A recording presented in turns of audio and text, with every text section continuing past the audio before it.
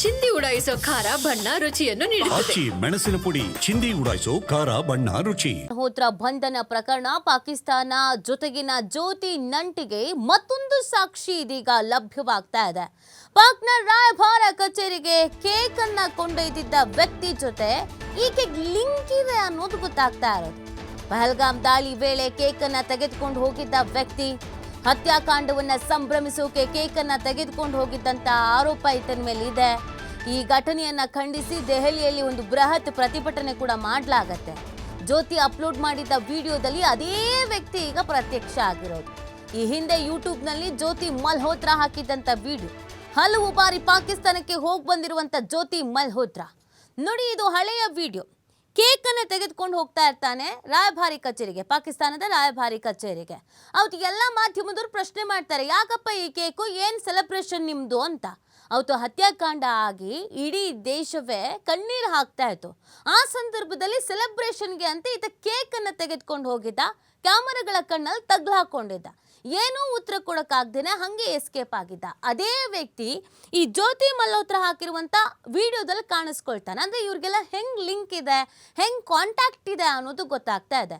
ಅವತ್ತು ಭಾರತದಲ್ಲಿ ಪಹಲ್ಗಾಮ್ನಲ್ಲಿ ಅಟ್ಯಾಕ್ ಆಗಿದ್ದನ್ನು ಸಂಭ್ರಮಿಸಕ್ಕೆ ಅಂತ ಕೇಕ್ ತೆಗೆದುಕೊಂಡು ಹೋಗಿದ್ದಂಥ ವ್ಯಕ್ತಿಯ ಜೊತೆಗೆ ಈಕೆಗೆ ಏನು ಸಂಬಂಧ, ಈಕೆಗೂ ಆತನಿಗೂ ಏನು ನಂಟು, ಯಾವ ರೀತಿಯಾಗಿ ಪಾಕಿಸ್ತಾನದ ಜೊತೆಗೆ ಈಕೆಗೆ ನಂಟಿದೆ, ಇವರ ಚೈನ್ ಲಿಂಕ್ ಹೆಂಗಿದೆ, ಯಾರ್ಯಾರ ಜೊತೆಗೆ ಈಕೆ ಕಾಂಟ್ಯಾಕ್ಟಲ್ಲಿ ಇದ್ಲು, ಇದೆಲ್ಲವೂ ಒಂದೊಂದೇ ಈಗ ಬಹಿರಂಗ ಆಗ್ತಾ ಇದೆ. ಈ ಹಿಂದೆ ಈಕೆ ಅಪ್ಲೋಡ್ ಮಾಡಿದಂಥ ವಿಡಿಯೋದಲ್ಲಿ ಈತ ಪ್ರತ್ಯಕ್ಷ ಆಗಿದ್ದಾನೆ. ಅಲ್ಲಿಗೆ ಈಕೆ ಪಾಕಿಸ್ತಾನದ ಜೊತೆಗೆ ನಂಟು ಇಟ್ಕೊಂಡಿದ್ಲು ಅನ್ನೋದು ಒಂದಾದ್ಮೇಲೆ ಒಂದು ಸಾಕ್ಷಿಗಳು ಸಿಗ್ತಾ ಇದೆ.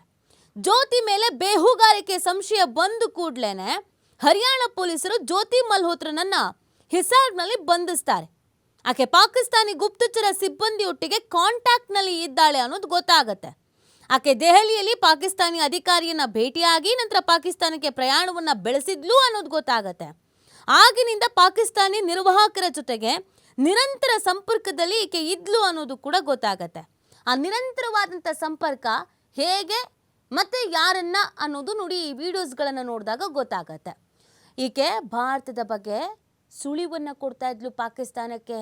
ಇರೋದಿಲ್ಲಿ, ತಿನ್ನೋದಿಲ್ಲಿ, ಜನ್ಮ ತಗೊಂಡಿರೋದು ಇಲ್ಲಿ, ತಂದೆ ತಾಯಿ ಇರೋದು ಇಲ್ಲಿ, ಜೀವನ ಕಟ್ಕೊಂಡಿರೋದು ಇಲ್ಲಿ, ಕೆಲಸ ಮಾಡೋದು ಎಲ್ಲಿಗೆ, ಪಾಕಿಸ್ತಾನಕ್ಕೆ. ಇಷ್ಟ ಇಲ್ಲ ಅಂದರೆ ಅಲ್ಲಿ ಹೋಗಿದ್ದು ಬಿಡಬೇಕು. ಏನು ವೆಲ್ಕಮ್ ಮಾಡೋಕ್ಕೆ ರೆಡೀ ಆಗಿದ್ದಾರೆ ಪಾಪ ಅವರು, ಬನ್ನಿ ಬನ್ನಿ ಬನ್ನಿ ಬನ್ನಿ ಬನ್ನಿ ಅಂತ. ಇಲ್ಲಿ ಇದ್ಕೊಂಡು ದೇಶ ದ್ರೋಹದ ಕೆಲಸನ ಮಾಡೋದು. ಯಾವ್ಯಾವ ರೀತಿಯಾಗಿ ದೇಶಕ್ಕೆ ದ್ರೋಹ ಬಗೆಬೋದು, ತಿಂದು ಮನೆಗೆ ಎರಡು ಬಗೆಯೋದು ಅಂತ ನಾವೇನು ಹೇಳ್ತೀವಲ್ಲ, ಅದನ್ನು ಮಾಡೋದು ಈಕೆ. ಜ್ಯೋತಿ ಬಂಧನದ ಕ್ಷಣ ಎಲ್ಲದರ ಬಗ್ಗೆಯೂ ಕೂಡ ಮಾಹಿತಿಯನ್ನು ಕಲೆ ಹಾಕ್ತಾರೆ ಅಧಿಕಾರಿಗಳು. ಈಕೆ ಲ್ಯಾಪ್ಟಾಪನ್ನು ಫಸ್ಟಿಗೆ ವಶಕ್ಕೆ ಪಡ್ಕೊಳ್ತಾರೆ. ಯಾರ್ಯಾರ ಜೊತೆಗೆ ಈಕೆ ಕಾಂಟ್ಯಾಕ್ಟಲ್ಲಿ ಇದ್ಲು, ಬ್ಯಾಂಕ್ನ ದಾಖಲೆಗಳಿಗೇನಿದೆ, ಪಾಸ್ಪೋರ್ಟ್ ಏನಿದೆ, ಎಲ್ಲವನ್ನ ವಶಕ್ಕೆ ಪಡಿಸ್ಕೊಳ್ತಾರೆ.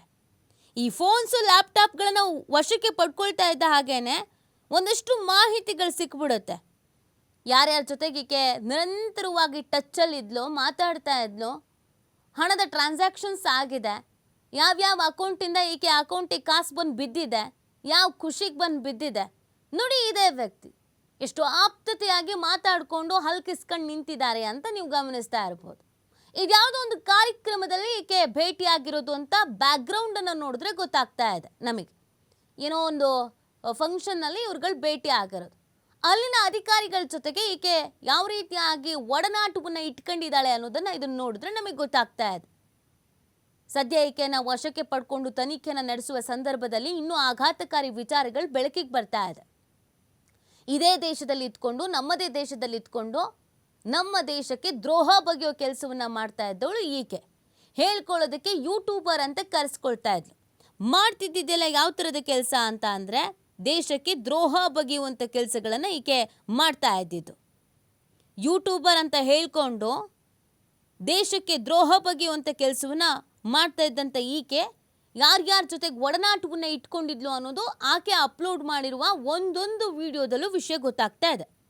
ಪಾಕಿಸ್ತಾನಕ್ಕಾಗಿ ಬೇಹುಗಾರಿಕೆಯನ್ನು ನಡೆಸ್ತಾ ಇದ್ಲು ಅನ್ನುವಂಥ ಶಂಕೆಯಲ್ಲಿ ಈಕೆನ ಅರೆಸ್ಟ್ ಮಾಡಲಾಗಿದೆ. ಮೊದಲು ಈಕೆಗೆ ಮುರುಕು ಮನೆ ಇತ್ತು, ಕೊನೆಯಲ್ಲಿ ಈಗ ಐಷಾರಾಮಿ ಜೀವನವನ್ನು ನಡೆಸ್ತಾ ಇದ್ದಾಳೆ. ಹೆಂಗೆ ಇದೆಲ್ಲ ಹೆಂಗೆ ಸಾಧ್ಯ? ದಿಢೀರಂತ ರಿಚ್ ಆಗಕ್ಕೆ ಸಾಧ್ಯ ಹೆಂಗೆ ಅಂತ ನೋಡಿದಾಗ ಈಕೆ ಜೊತೆಗೆ ಕಾಂಟ್ಯಾಕ್ಟ್ನಲ್ಲಿರೋದು ಪಾಕಿಸ್ತಾನದ ಗುಪ್ತಚರ ಸಂಸ್ಥೆಯ ಅಧಿಕಾರಿಗಳು.